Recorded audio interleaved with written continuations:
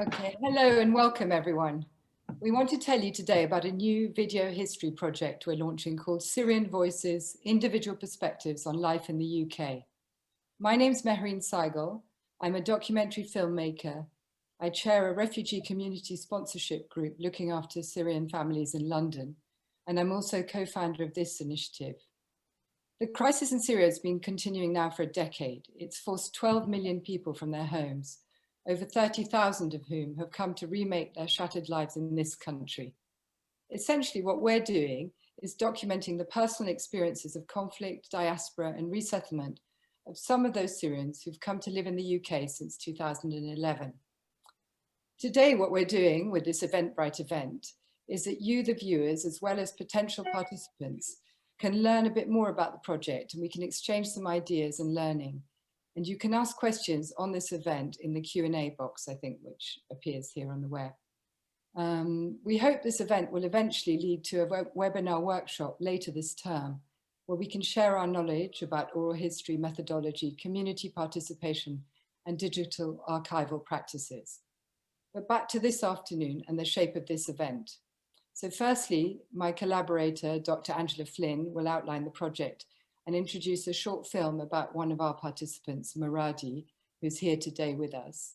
Maradi is going to give her personal view of the recording and how her story developed. And after the short film, Elizabeth will start the conversation alongside Maradi and Miriam, who's the chaplain of St. Hilda's and director of the Syria in Silence Hub. More importantly, we hope that this will be the start of a conversation with all of you, finding out what you think about this project, any suggestions you may have, so that we can incorporate your contributions into this Syrian Voices project in its early stages.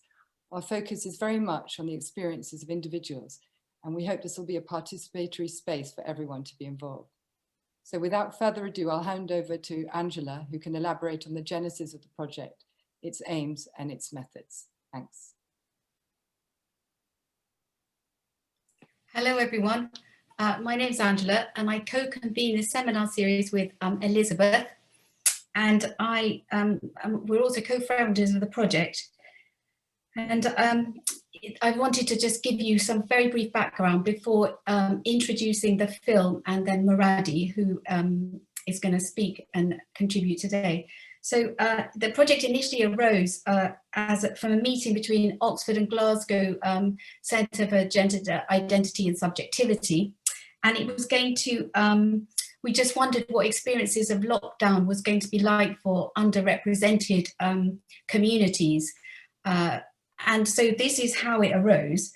And I had contact with Gilberto Estrada of Asylum Welcome and other community projects in Oxford. And I also decided to approach Mehreen, who has a film background, speaks fluent Arabic, and is actively involved in community networks in London. So when lockdown eased last summer, we decided to film participants on the subject of it was about COVID, with an experienced BBC film cameraman named Nick London, who kindly volunteered a lot of his time, his services.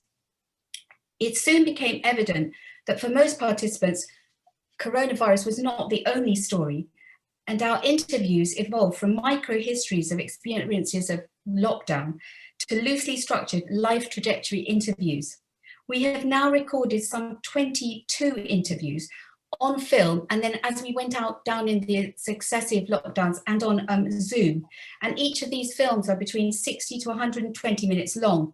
And our aim is to create a lasting and possibly interactive audio-visual digital archive using community and participatory history frames in order to represent the perspectives of ordinary individuals from all walks of life who might be underrepresented in the formal archival record.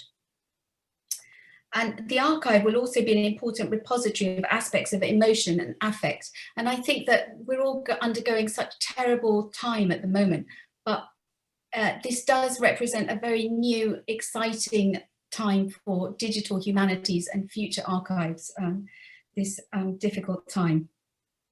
So without further ado, I am going to introduce the film which very kindly Nikki Carter and Torch are hosting today. And I'm going to introduce Muradi's film, and then afterwards Muradi will speak with Elizabeth about her experiences and about making the film with Mary and all of us. So thank you, Nikki. I think it's time now to put the film on.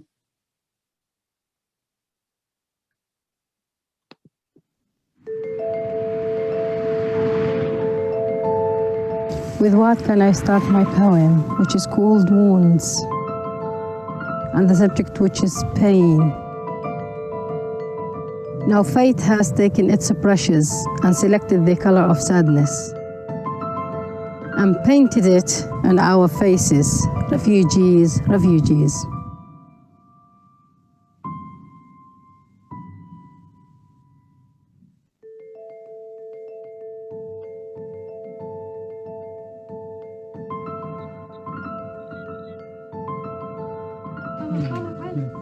My name is Muradi. I come from Hasaka in Syria. I've been living in Oxfordshire for 4 years with my husband and my 4 children.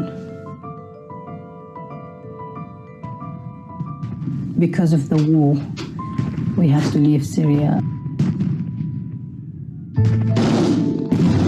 أنا كنت نازلة على السوق يعني أنا وولادي مهند ومها كانوا هن صغار يعني فصار انفجار يعني قريب منا يعني فالانفجار كان مرعب يعني في عالم راحت فيه يعني فشفنا الخوف كيف بعيون العالم بعد الانفجار يعني والرعب كان يعني فبعدين قررنا إنه لازم نمشي يعني إنه إحنا يعني بكل الأحوال راح نموت يعني.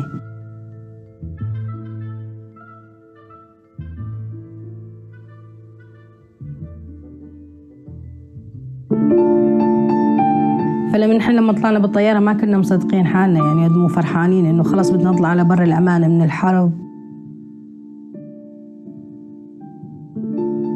لما وصلنا يعني على إنجلترا يعني كان 27/6/2016 كان يعني يوم كبير بالنسبة لنا يوم تغير بحياتنا يعني صار في تغير كبير يعني يجينا لبلد تاني لو يعني كل شيء مختلف فيها البشر مختلفة بيها كل شيء مختلف فيها الجو مختلف فيه نوعية تصميم البيوت يعني إنه مختلفة يعني والعشب يعني أخضر في كل مكان أخضر يعني it's completely different life for us. Everything is different. We didn't speak the language and it's hard to deal with anybody if you don't speak the language. But now it's much better, so we can speak some English now. We can manage ourselves wherever we go. We have many friends here. We have many kind friends. We've got some support as well from the council, from a friend as well. The good thing is safer. The good thing is the children have education and more safer than my country now. Actually, we start to have some problems with people who don't like foreigner people. When I felt we are unwelcome in here, not everybody, of course, but some people, for example, when their children start to hate my children and their children are older, they said, Muhammad, you are funny, you have a black face, you have a brown face, you are not a nice person, you are going to die soon. Yeah, and then just kind of threaten they will kill him. Finally, they start to threaten even me, and then we felt really, really scared about our son. And we said, okay, we should get in a solution. And then the council, with some people from the social houses, they moved us from that house like in emergency. And we felt relieved when we came here. I also write a poetry. I started to write when I was 9 years old. It's my hobby. When we came here, I changed my mind. I wanted to write about the refugees' life. I hope people will understand the refugees' feeling, our life, our difficulties. أنا لاجئة بس بنصح إنه اللي حاب فعلاً هو يعرف شو هاللاجئ شو شعوره وشو حياته وشو اللي مر فيه إنه يتقربوا من اللاجئين يعني يتقربوا أكثر يشوفوا شو عم يعيشوا شو عم يشعروا شو عم بيحسوا، لأنه نحن اللاجئين بس أجسامنا هون يعني نحن قلوبنا ومشاعرنا وتفكيرنا كله عن أهالينا، يعني نحن هون بس الهياكل. Most of the days I'm teaching Arabic online. I'm teaching the student through the university, Oxford Press. But in the future, I'm planning to be a proper teacher, to be a qualified teacher. And hopefully I will do some courses soon to help me improve my English first, and then, to pass some exams. How are you today? Welcome to your Arabic lesson today. Today's lesson. Before I came to England, my daughter was very ill. She had a 6 operation in England here for her heart, but she's better now. My children are very happy at school because they have made a lot of friends there. They have a great teachers, and even the head teacher, she's a very nice person. I'm looking for my children. I'm looking forward to see my children growing up, having education. They have it already, but to grow up to be a doctors or to be engineers or anything they like.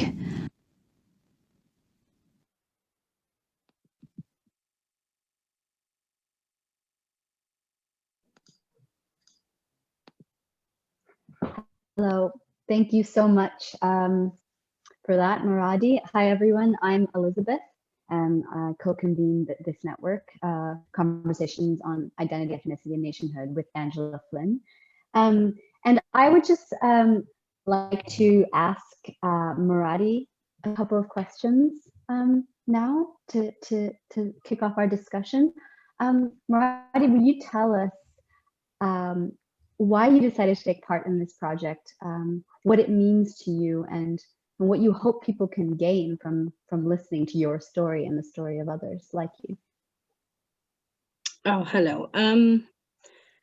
I think it's a very good idea for people to know and to understand and to know a lot about refugees, because they don't know how much we're suffering, how we feel, and what we had and what we live now, what we're feeling now. It's very hard if to know about person and just to judge it and to get a bad idea before you come closer and understand what the situation and how you live. I'm really hoping for people to just to be to come close to the refugee, just to know what they're feeling. And I'm really hoping people can understand and not look at us just as a refugee or as a foreigner people. I'm really hoping people can understand what we've been through, what we had, and how we live now. Yeah. Oh, this is the main point. Yeah. Absolutely. Yeah, so understanding, emotional understanding, and just understand your experience. That makes sense. I want to continue. Well, I'm sure we'll hear more from you in a bit, but I also wanted to ask you, Maureen, why you wanted to do this project, and what the challenges have been so far, and what you're learning as you go along. Well, I mean, I was very attracted to this project because I've been doing a bit of work in London with community sponsorship, which is where communities get together and they help refugees to sort of remake their lives. It's like having a little mini family or a support system, rather than just, people arriving and having to rely on the state's resources or find their own way and find work without having had any kind of, support system outside, of course, the council help, etc., which has been quite good actually in the UK. And I want to do this project because I think, these are people who have come here, have been forced to come here, and there's some, good reason to listen. And I think what this project is about is giving voice to people who don't normally have a platform on mainstream media, etc. And what's really important for us, I think, Angela and I, is that what you have is a whole generation almost of Syrians who've been forced to flee their homes. Most are internally displaced. A lot of them obviously are in Lebanon, Jordan, Turkey, but quite a few have come to Europe, and it's a whole new experience. And what we have, and what we're trying to do with this project, and I think is interesting, is that you have a huge number of Syrians from all different backgrounds. We've got Muradi, who comes from a village near the border of Kurdistan. We've interviewed architects, lawyers, engineers, farmers. They've come from all different parts of Syria, and they've been resettled all over the UK. And for me, that gives a good sense of the diversity of what Syria is, and also the UK communities into whom they're integrating. So that's what I'm interested in. And of course, I'm also interested in, as a filmmaker, in how people sort of project themselves, and the ability of film to capture people's feelings, which often you don't have in written transcripts and oral history done that way. So that's what attracted me to this project. I mean, I also think it's really important to do the outreach element, which is have these short films that we can make from the long interviews that we've obviously conducted, because that helps with social engagement. It helps, as Muradi says, for ordinary people to connect with refugee experiences. And it also helps perhaps to raise awareness of what those challenges are. And maybe that will reflect for policymakers in some positive way, and they'll know how to deal with influx of new people who are sort of bewildered and have come here as a result of conflict. This is a war that's driven people to come to the UK. That's Yeah, thank you. Absolutely. And we'll hear more from you in a bit too. But I wanted to actually ask Mariam at this stage, if you could tell us a little bit about the Silence Hub and what your connection is to this project. Yes, sure, I can. And actually, I was also there during a moment when the project idea was born at an autumn colloquium. I think, was it 2 years ago now, or 1 year ago? And I think it's really great that this is an initiative that comes from within the university, that emerged within conversations between different generations of scholars. So I just wanted to underline that too. And I'm really, really glad that Angela brought this project further. For me, I'm wearing two hats here, because of course I'm a historian, but I'm also the Silence Hub convener. And just a little bit about me being a historian. I'm a historian of the Armenian genocide. So in my historical sources, especially the visual sources, I see a lot of families fleeing to Aleppo. And now, of course, we have the same images, families fleeing from Aleppo, just the other way around. And if you compare the two images, actually they're exactly the same images. They're families fleeing from war and persecution. The only difference now is that we see them in color and in when they're moving images. Whereas in the past, of course, we have these pictures, they are static and they're black and white, but they're exactly the same pictures. And I think it's really important that we become activist scholars, and we are responsible and responsive to the wars, not just that were in our past, but also in our present time. So I'm really honoring this project. I'm very moved by this project from my position as an historian. As the Silence Hub convener, I've been thinking a lot about how I can be responsive to the current conflict. I have lived in Syria for over 10 years. I left my own country, Turkey, because of political reasons. I cannot go back to Turkey, so I know what it means to build up a new life somewhere else, and I wanted to do something. So I got together with our research group, and we work on silence. And so we said, okay, could we maybe do something that represents silence in Syria? So we came up with the idea of creating a library, because Syria is very rich in terms of culture. I mean, there's incredible literature. If you think about the Kurdish, and Muradi will know them, the Kurdish school of thought in the 1940s, and the Arabic novelists that we have now, like Khalid Khalifa. I mean, just incredible pieces of world literature. So we decided to create a pop-up library, which will happen this Trinity term, in collaboration with the Boardlane. It will be a library that will be just there for 3 months, but it will showcase the very best of Syrian literature.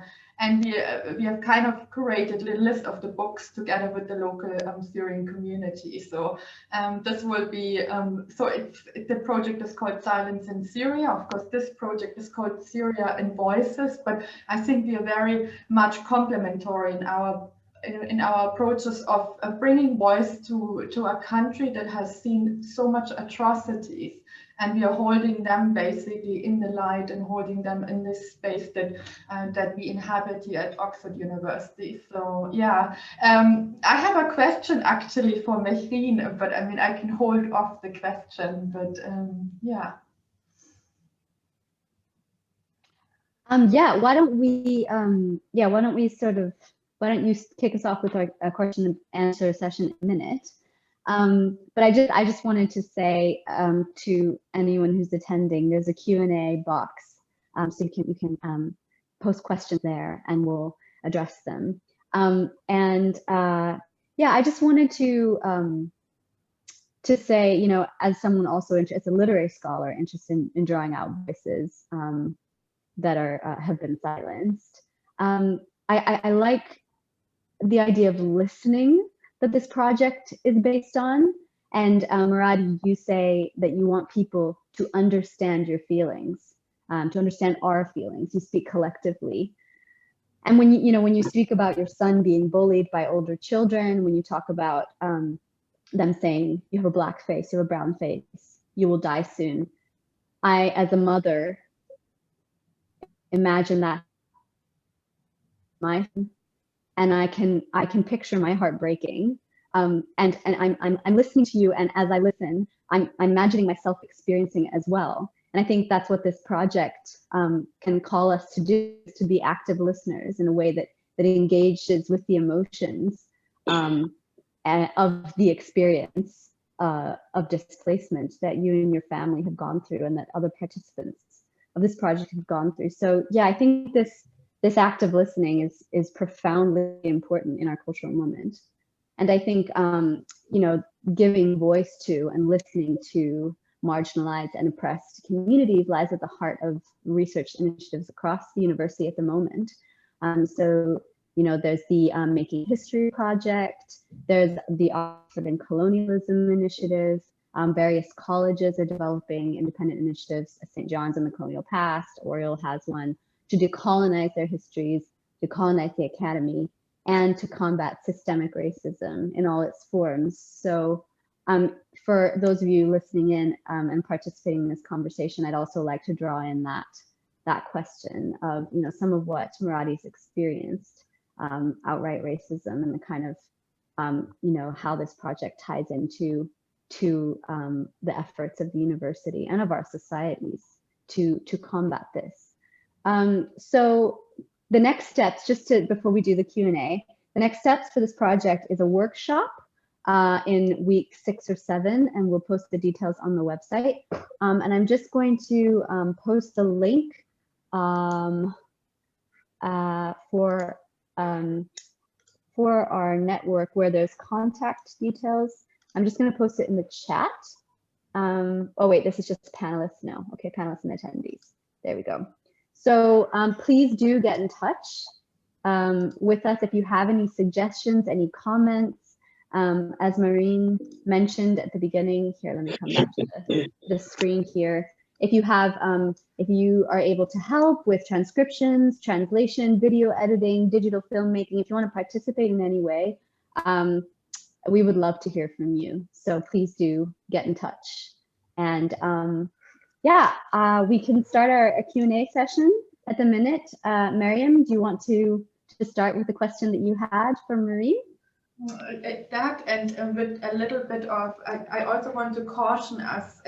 Of course, I think experiences, we should listen to the experiences of systematic racism, but I think what Muradi and everyone else is offering to us is actually a different kind of narrative. They are intentional members of our community, and we should not just, say the examples of our systematic racism, but they are, coming here with their full human experience. And I think that's really, really important to recognize too, that, sometimes I find when people, for example, in my experience, people often then say, make me to a victim of something, but I'm not just a victim of political persecution. I'm also a human with talents, with different experiences beyond my political persecution. So I wanted to say that just as a bracket, something that we could open up.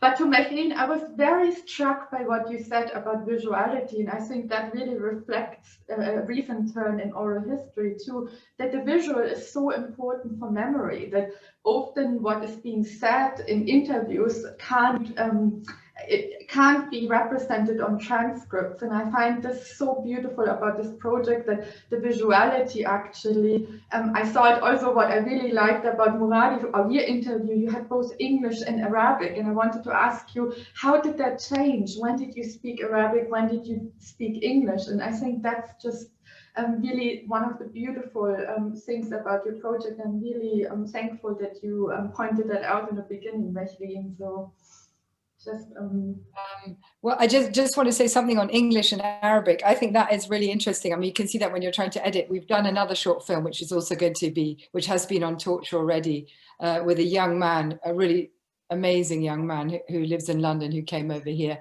when he was very young and you know, experienced a lot of trauma in Aleppo, worked in sweatshops in Istanbul when they fled to Turkey, and came with his father, who'd had his leg blown off in a bomb in Aleppo, where the hospital was shelled. But just to say that I think having the visual thing, you have all the gestures, and you can see people, you know, their body language. You know, sometimes what seems like a very serious conversation, or when people talk about trauma, it can sometimes seem very, you know, almost like a catalogue of catastrophes that makes people sort of step away from it. And I think film allows you to sort of really get that emotion when you see the other images around them, or how people's body language is when they're telling their stories. And you can see that actually very clearly with the other little film that's on Torture with Abdurrahman. And with the English Arabic, I think we tried to do these, luckily I speak both English and Arabic. So I think what we found, and with Muradi, is like, sometimes, you know, people might stumble over their English, or their English might be more formal. And then you can switch. I always say, look, if there's anything else or you want to express in Arabic, because obviously, like Muradi with the poetry, what you heard in that little film was translated poetry, but Muradi writes it in English and somebody else translates. And so I think at least with film, you can get that sort of the free flow in Arabic and the slightly sometimes halting English. And anyway, I hope that answers that question. Thank you, Maureen. Yeah, I've actually, in relation to that, Muradi, there is a question, or more a request for you to recite one of your poems in Arabic. I don't know, do we want to leave that for the last, kind of the best, to end the session? Shall we do that? Would you be happy to do that, Muradi? To recite one of your poems in Arabic? Okay, do you want a poem in Arabic? Honestly, I didn't. Would you be happy? Yeah, I'm happy, but I didn't prepare for it, actually, because I didn't know if you're going to ask me about the poem. But yeah, I can get one. Yeah, while you're talking, I can get one just from my little desk. Yeah. Perfect. Yes. While you're talking something. So yeah, well, yeah, we can come back to you if you want to prepare that. Yeah. But I actually did have a question for you about how, I wanted to ask you how poetry has helped you to tell your story in relation to this, as a literary scholar. How has poetry helped you to tell your story? Well, I think I used to write different things making poem from different things, from different stories. But because now I'm thinking, because we are refugees and we've got, you know, a different feeling, or maybe sometimes we're stressed, and then we need to tell. So I switch it to write about refugees now, about refugees' life, you know, about all the experience that we had before and we still experience, you know, a new thing. I'm writing poem when I was 9 years old. It's not really actually something come new. So it's my hobby, but I used to write something different, you know, about life, about law and loves, about, you know, a lot of different things. I just switched it to, you know, to write about the refugees, because in our situation, I think we need to be listened from other people. And I think it's a good way, you know, to reach people, to touch people's hearts and feeling, and, you know, to use it in a polite way, and just it's a poem or a story, but at the same time asking people to listen and to feel what we feel. Yeah, I think that's the main thing keeping me write poems about how difficulties what we had, what we have now, about the positive and negative, everything, just what happened. And now I'm still writing a new one. I'm hoping to finish it by end of January. I hope it will be translated. Actually, it will be a story, and to be honest, it's mainly, well, I mentioned the darkness and the lightness, so the positive and the negative, because I can't say we are really, we are really happy and we have no problems here, and we just, living our lives without any disruption. So if I say that, that's not the truth. And then if I say we only, upset in here without getting, help, or that's also not the truth, because we've got friends, we've got a lot of kind of friends.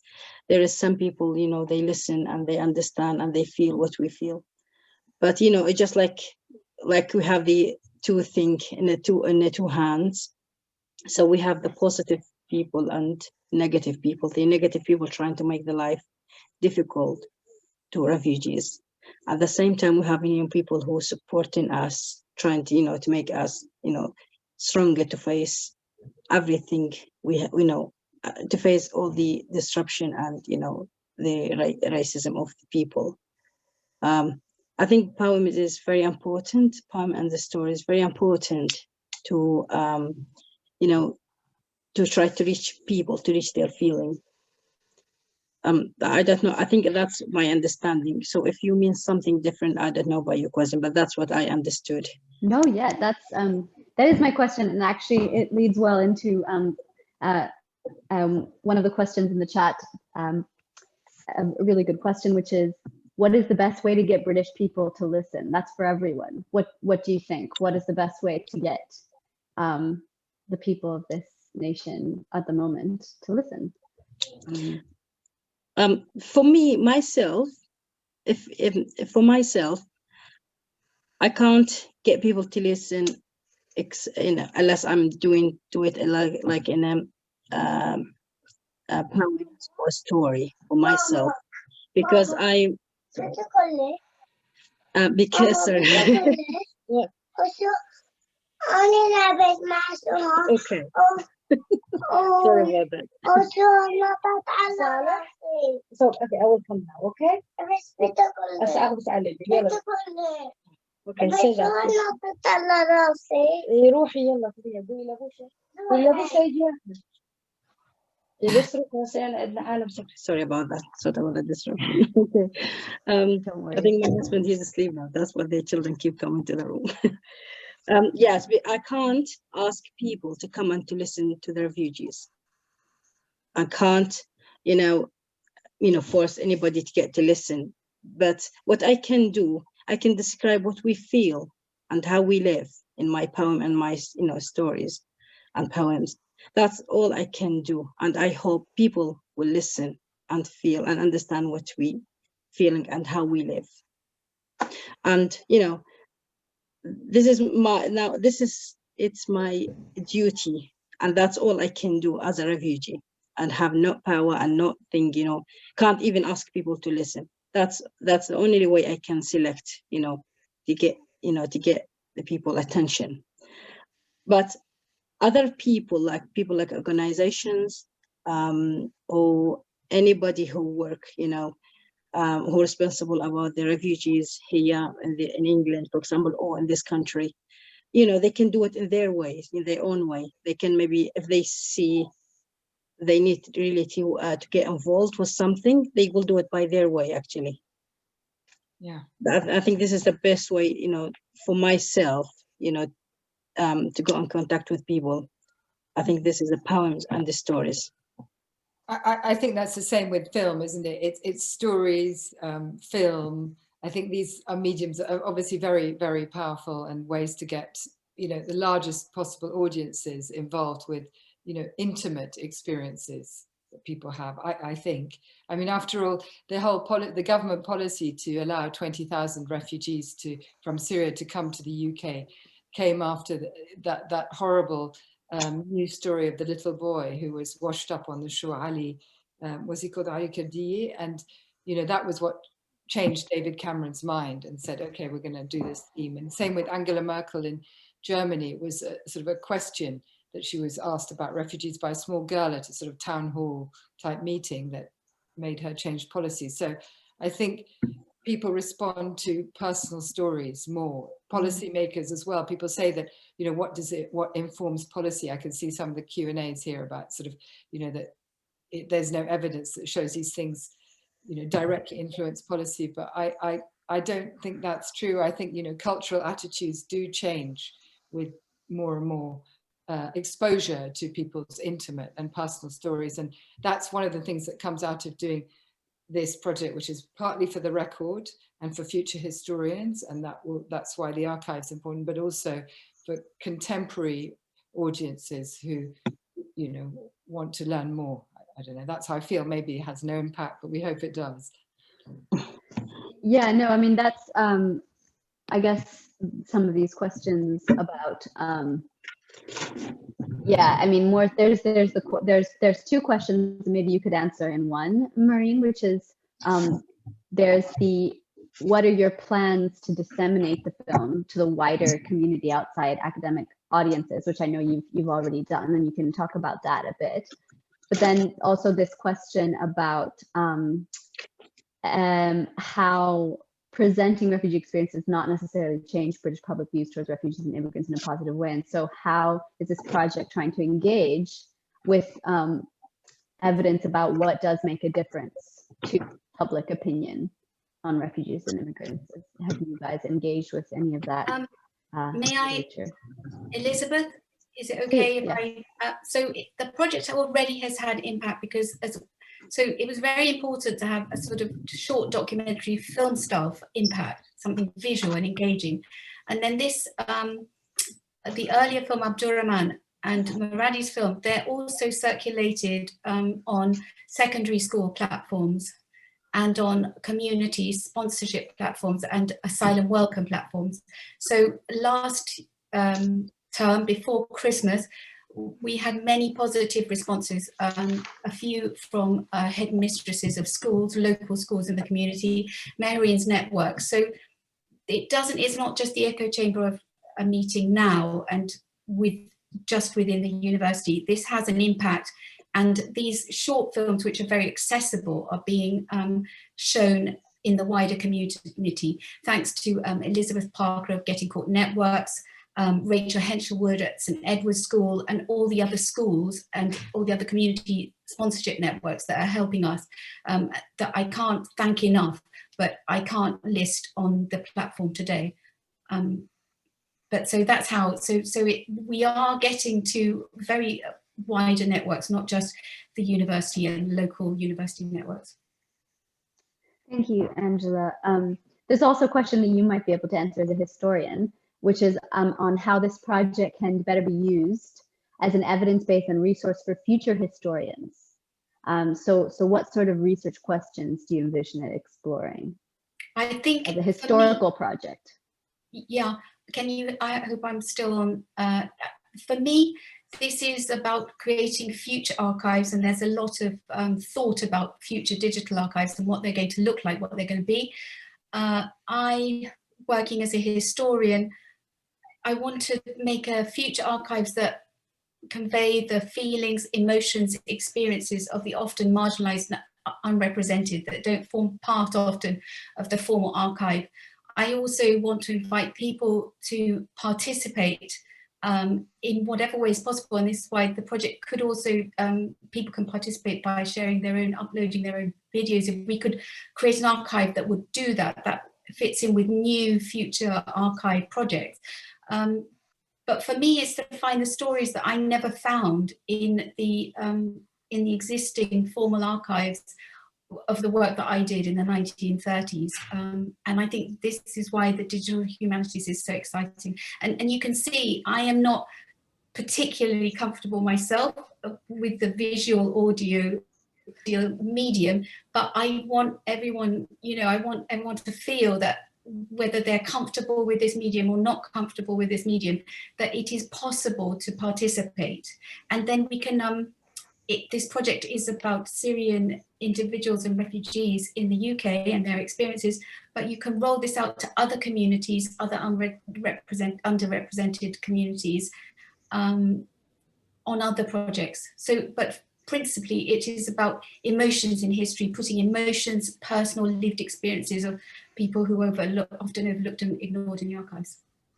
Yeah, and can I just say, it would be great if we could develop, as Angela's saying, I mean, we'd love to develop, a platform which could be collaborative. Yeah. That's why we're really keen to do this event with, new participants, maybe have a forum, as you say, for people to upload their own videos. So it becomes sort of like a mosaic, and sometimes it's not necessarily was mediated by historians. It would be something that people could have sort of direct. It's empowering. Yeah, that's what we're hoping. Yeah, that's wonderful. I am aware that we have oh, sorry, Miriam. Yeah. Just as the second historian on the panel, I think this idea of making and criticizing an archive is really, really important here.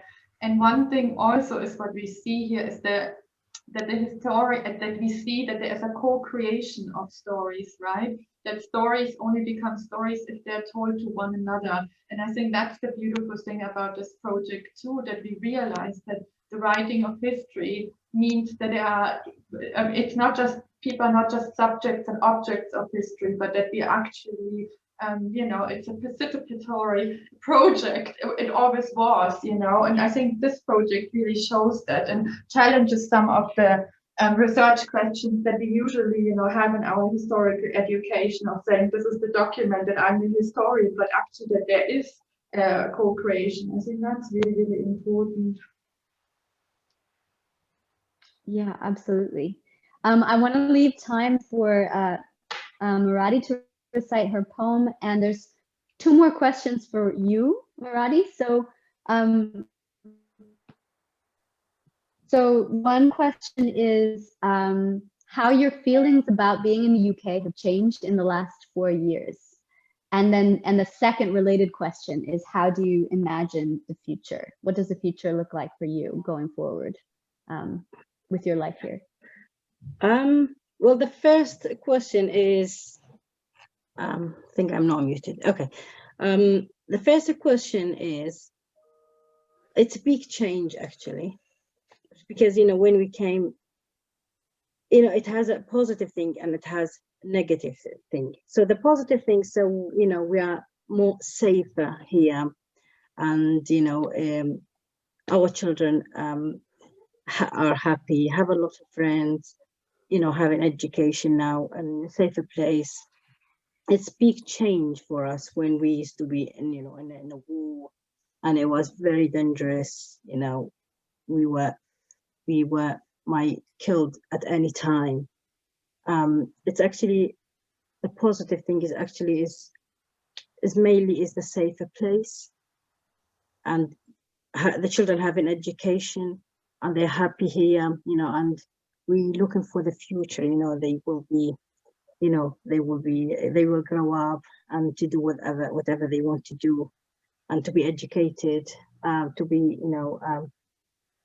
is not just, I don't know how can I explain that in English, and sometimes it's difficult to explain everything because my English is not good enough. But anyway, the good thing is actually, the good thing is safer, and we know and we appreciate people who are trying to support us, like friends, like Asylum Welcome, like another organization. There is quite many people trying to help us, and which is very good. And everything is completely different, to be honest. The language is different, the houses is different, weather is different, everything is different actually, and we feel positive about that. We feel positive and we feel thankful, to everybody who helped us to came from the war, you know, to be in a safe place. And this is from one side, but the other side, we still, you know, having problems here. We still have facing, you know, racism. You know, there, you know, we're still fighting with the racism. We still find difficult, you know, to you know, to stay or to face racist people, who try and making a lot of problem for the refugees. And we one of the family who had a lot of issues, and we still actually having that issues. This is really, you know, upsetting us. You know, at the same time, we are happy to be here in a safe place, but in the other side, actually, we're still suffering, and we just looks like having war.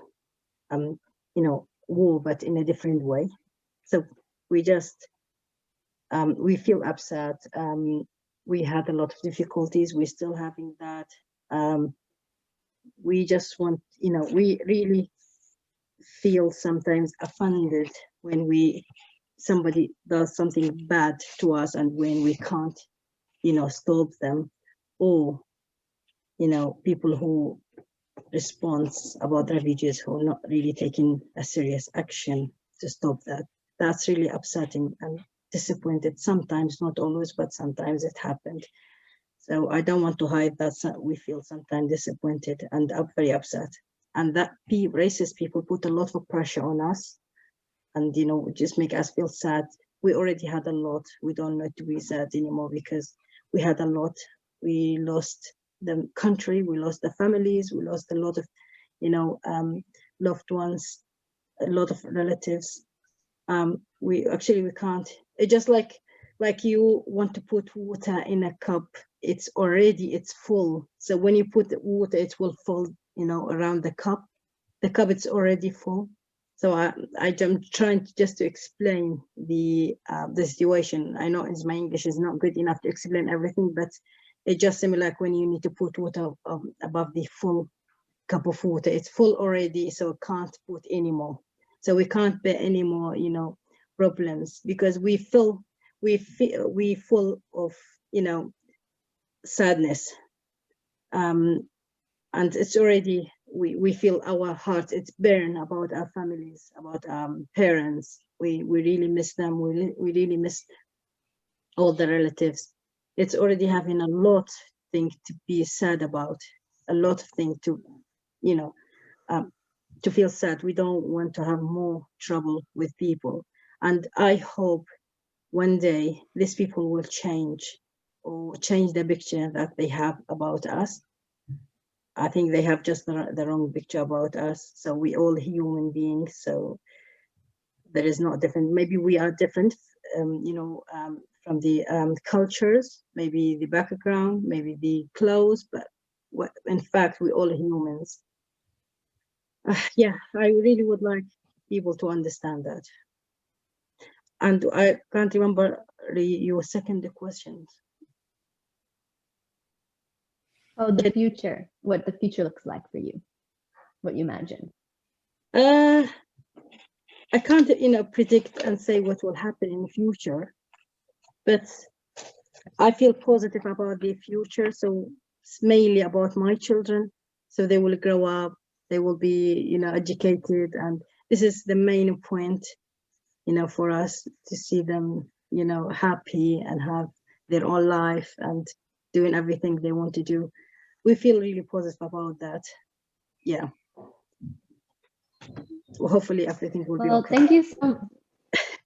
Thank you so much for your participation, Muradi, and thank you all of you for being a part of this panel, and Angela and Marine for this amazing project. And I just wanted to ask if that's okay with everyone else for Muradi to read one of her poems in Arabic. Would that be okay, Muradi? Well, I've got one. I've got one. I hope.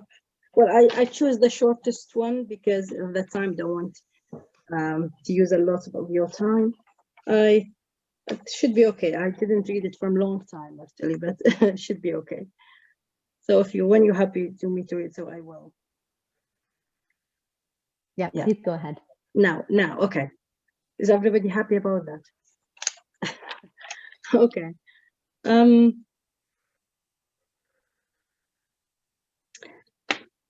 Sorry, I'm just looking at the. I think this is 2 page, only this 2 page, because I didn't prepare for that, and I was just, you know, the papers was, you know, mixed together, and they were in the disk. I just took them. Okay. Should be okay. This one, okay. Well, the title of my poem is "With What." It's called "With What." Okay, and then my poem is about my experience as a refugee. With what can I start my poem, which is called Wounds, and the subject of which is pain. Whoever fled their country and home and family is a long way from those who watching events on the screen. For I have lost everything. I have lost the country where I lived, my childhood, my innocence, and my maturity. I have lost my soft, warm, and comforting pillow. Wherever I felt sad, I would shed tears on it. My pillow was like my mother's, warm and compassionate embrace. Now, fate has taken its brushes and selected the color of sadness and painted it on our faces, refugees, refugees. For our memories, we are longing.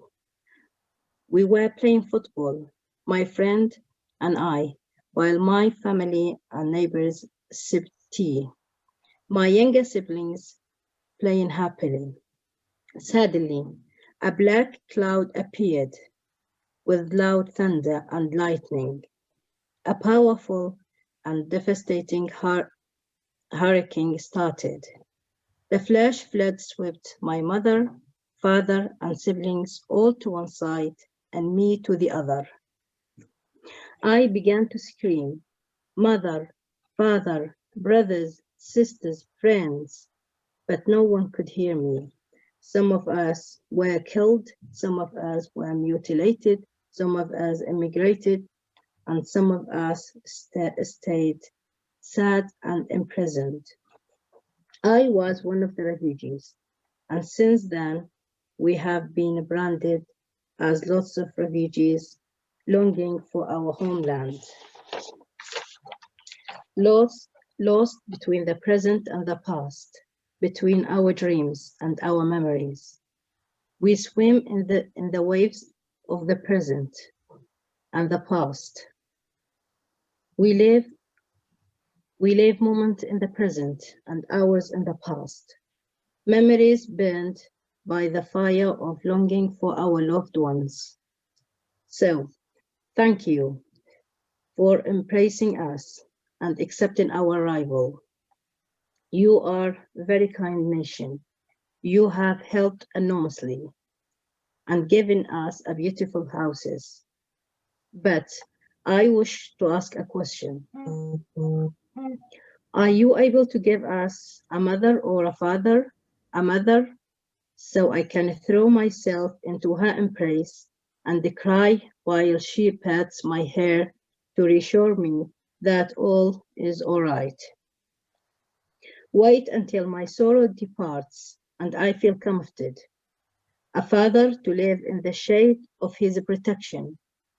A father who makes us feel happy and safe.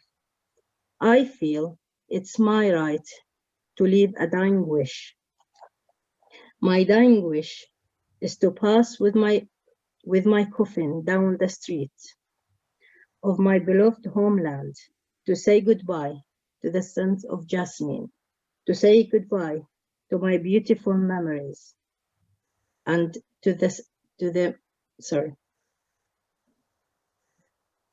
and there is reservoirs of love and longing. Pass with my coffin through my village and enter the house of my loving mother and father. I beg you not to deny my mother hugging and kissing me one last time, not to deny my father carrying me in his arm, to remind me of when I was a little child, to remember how many times he carried me on his shoulders, and how many times he held me in his arms. And this is my final wish. Thank you. Thank you. Thank you. Well- Very beautiful, Muradi. You're welcome. Thank you for listening. Thank you very much. There's lots of thank yous coming through on the chat as well, Muradi. I'm not sure if you can see them, but yes. So thank you everyone who joined us. And again, please do get in touch with any questions or contributions that you would like to make to the project. And yes, thanks. Very much. Thanks, Elizabeth. Thank you. Thank you, everyone. Thank you, Thank you. Muradi. Thank you very much for listening, Very and good. thank you for everyone who attended that meeting. Thank you. Thank you. Thank you very much, Muradi. Bye. Bye. Have a good day. Bye. Bye.